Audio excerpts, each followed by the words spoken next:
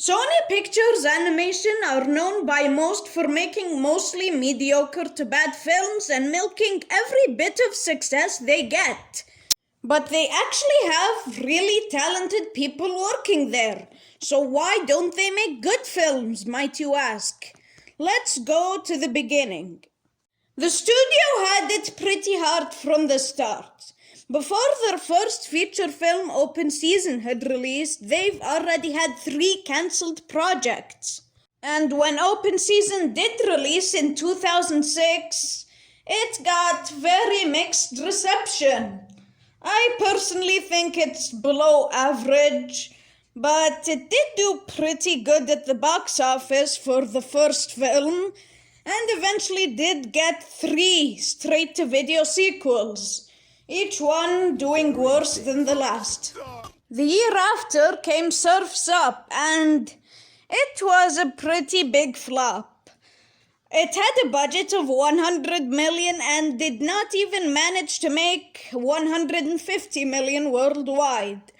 Its reception was pretty good, but when only their second film flopped, Sony Pictures Animation knew they had to step up their game.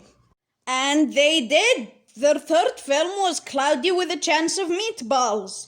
Its reception was really good, and it did great in the box office for Sony Pictures Animation standards. Their highest grossing film up until that point, and I personally really like it. I like the cartoony animation. The characters are all fun and interesting, but here's the problem.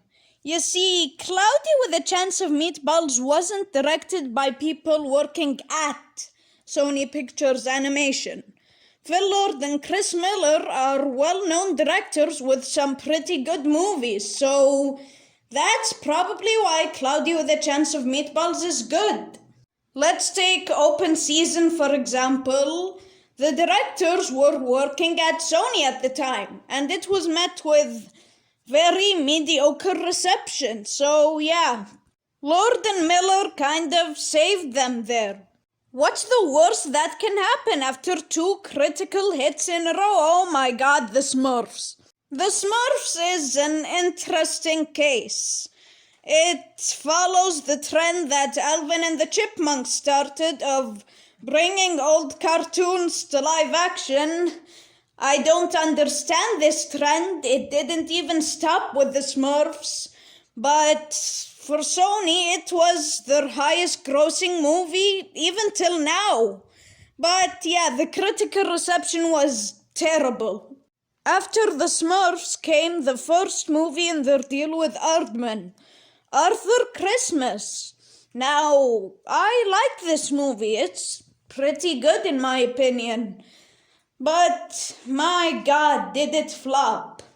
This movie even flopped harder than Surf's Up, and it was one of their most critically praised films up until that point. And it's honestly sad. It seemed up until that point that their good films would have good reception but not make money, and their bad films would do the complete opposite and be poorly received but make a lot of money. The only film to do both up until that point is Cloudy with a Chance of Meatballs, which, again, directors didn't work at Sony. Their next film was also one with Aardman.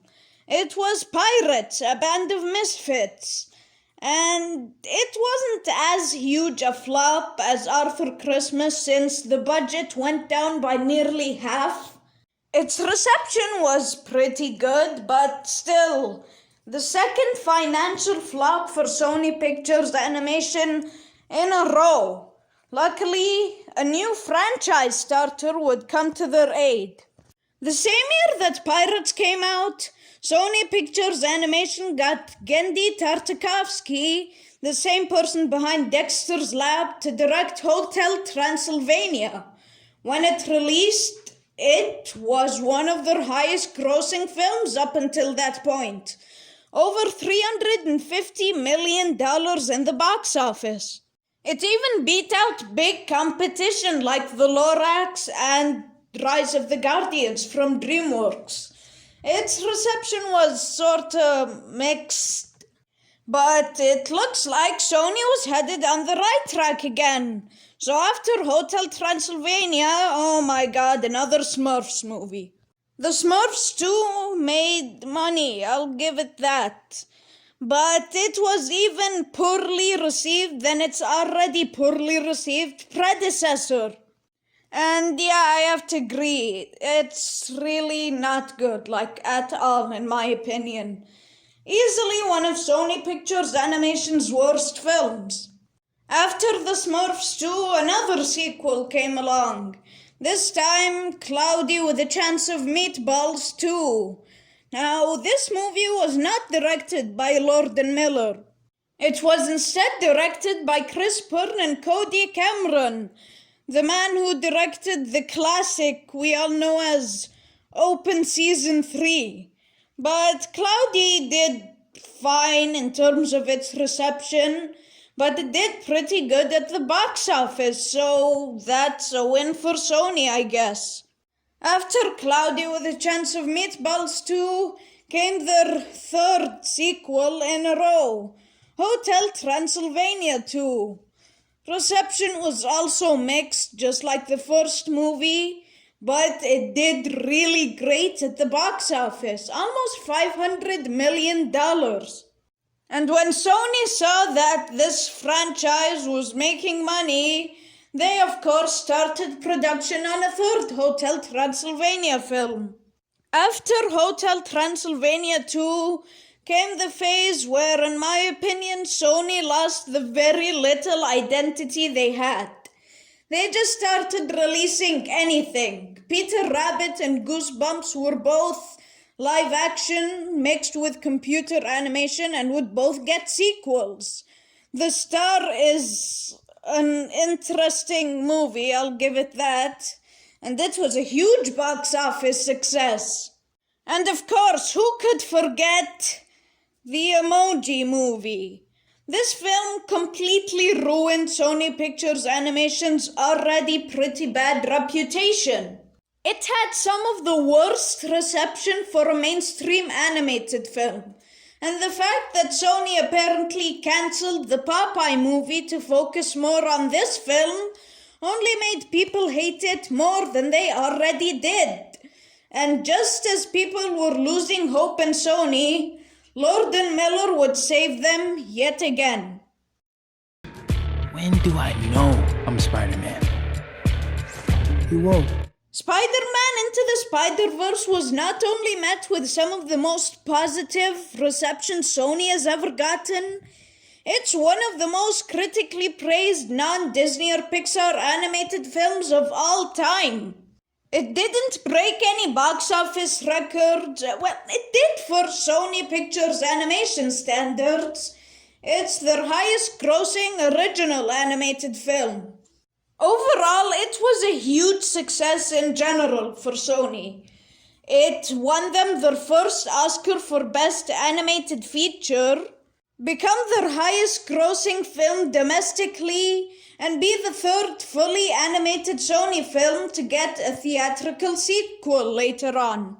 The success of Spider-Verse only inspired Sony to make more originals, the most recent being Wish Dragon, released just a few months ago. As of the time I'm recording this, their new film, titled The Mitchells vs. the Machines, is set to release in just under 2 weeks. It looks pretty promising. It's also made by Lord and Miller, so yeah, I'm pretty excited for it. But let's take Blue Sky as an example. They aren't the most financially successful animation studio, but they do have one huge franchise. Sony has little to nothing. They release too many films per year that it's hard to tell their identity. Another studio that suffers with this problem is DreamWorks. It's easy to come back to films by other studios since you know what you're getting most of the time. Blue Sky usually makes light-hearted comedies, Disney usually makes fairy tales, but You really don't know what you're in for when you enter a Sony Pictures animation film. But anyway, this is the end of the video now. If you enjoyed it, please consider leaving a like and comment down below telling me your thoughts. But I have to go now. Goodbye and stay safe.